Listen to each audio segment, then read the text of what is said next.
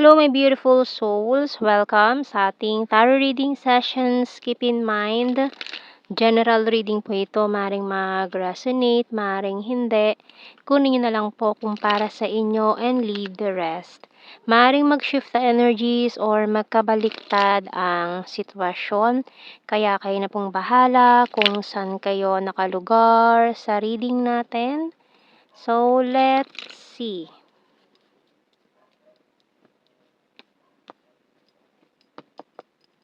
Okay, so we have here the Knight of Cups and the Temperance. Seven of Pentacles, the Ace of Pentacles. High Priestess and the Seven of Cups. King of Pentacles, Two of Swords. Bottom card is Ace of Swords. Okay. So, may mga specific sign tayo dito ng strong Sagittarius, Pisces, Cancer, and Libra. Okay.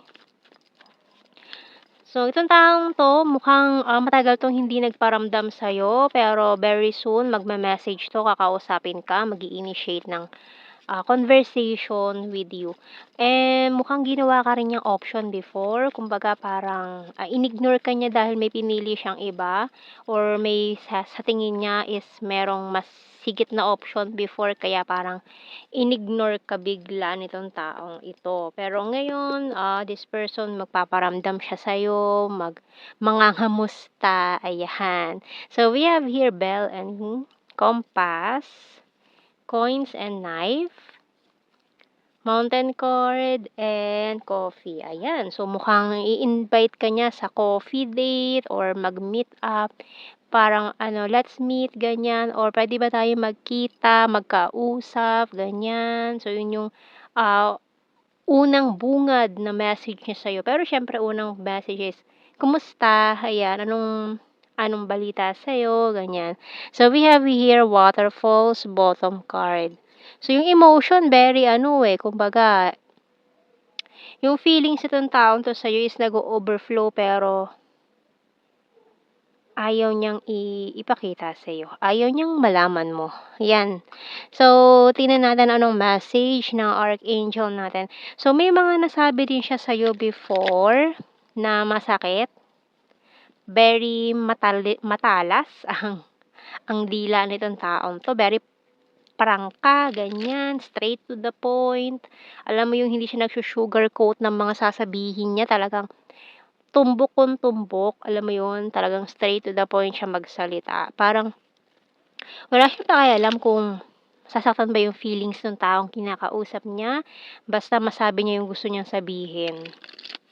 Okay, so mukhang may mga masasakit siya nasabi sa'yo before na alam niyang mali, mukhang after niya ma-realize na himasmasan siya.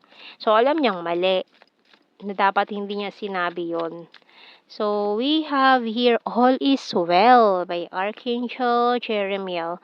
Everything is happening exactly as it's supposed to. With hidden blessings, you will soon understand. So, all is well pa rin naman kahit ganun ang nangyari between you and this person in the past. Okay? So, tingnan natin. So, it's about reconciliation with someone. No? Okay, so we have here, tingnan natin sa ating mga tarot messages, oracle cards. Kasi itong holiday season is about para din yan sa pagpapatawa, 'di ba? Pasko ay hindi lang para sa mga bata, para din yan sa pagpapatawad or kung ano man ang gusto nyong pagbabagong buhay para sa year 2026. So, I miss you so much. Ayan, di ba? So, I'm proud of you. I want to grow old with you. And I want to marry you someday. So, ikaw ang gusto nitong taong to or nakikita niya sa future. Okay, so we have here, please accept my cup of love. Okay, so itong conversation na to, yung pala ang ang niya ang ang agenda niya, 'di ba? So, we have here, I will start to save money, patiently waiting, and it's a disaster. So, alam niya kasi disaster yung nangyari dati eh, no? Lalo na kung may third party issue, may pinili siyang iba, disaster talaga yung nangyari doon. Okay? So, we have here moving forward na tayo. Ayan. So, let's see more messages about this reading. So, kasi gusto niya magkabati kayo eh. Maaaring bago magpasko, sana magkabati kayo. Ganyan. Yun ang ano niya, gusto niyang mangyari. So, we have here, I'm grateful for the spiritual lesson. I hide behind material things. You and I were too young. We both know I'm not the one for you. So, parang sinasabi niya rin dito na very immature siya. Noong mga panahong yun na ginawa niya yun, nag-decide siya ng ganun. And feeling niya, parang I'm not the one for you, mga ganyan. Hindi siya yung para sa'yo. Pero natatakot pa siya na mag-initiate, no? Okay, I love you. I laughed when I saw you with someone and I know that I crossed the line with you. So, kasi nga may pinili siyang iba eh. Kumbaga nagkaroon ng third party, kaya parang umiwas ka na lang sa kanya.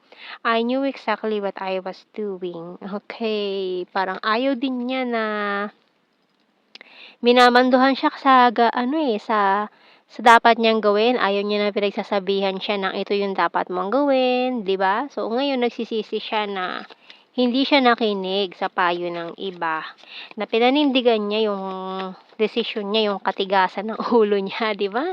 So, ngayon nagsisisi na 'yan, okay?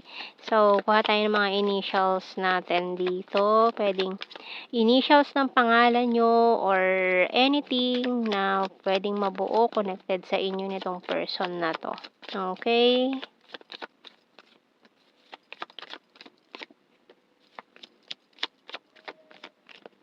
Okay. O, W, and F, wolf. Ayan. L, J, I, M, S, James. A, T, Y, X. Letter Z, E, V. Ayan, mga initials natin. So, kuha tayo ng blue card. We have here family. So, gusto niya talaga magkaroon ng family with you in the future. Obsession. Wow, magkasunod talaga sila. Obsessions and addiction. So, mukhang itong taon to is very obsessed with your energy. So, kumbaga, binitawan ka niya na parang hot potato.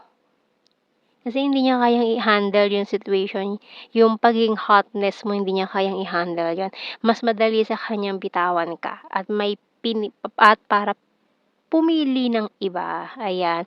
So, natakot siguro to sa feelings na nararamdaman niya sa'yo before, kaya parang para sa kanya, it's too much. Hindi niya kayang i-handle yun, no? So, ngayon, ayan. And may mga payo din siguro ng family members na sinabi na hindi kayo para sa isa't isa, hindi kayo ganyan, or may sinunod siyang payo na hindi pala maganda. Ayan. Okay, so let's see sa general signs and messages natin. So, mga keywords na lang to, hindi na natin kailangan i-explain kasi alam niyo na mga meaning nito. Okay, we have here smart. So, ngayon nagpapaka-smart na siya sa mga desisyon niya. We have here number 8. So, pwedeng special number, monthsary, or kung ano mang meron sa 8, high expectations. Ayun nga kasi feeling niya ang taas ng expectation mo or siya before, 'di ba?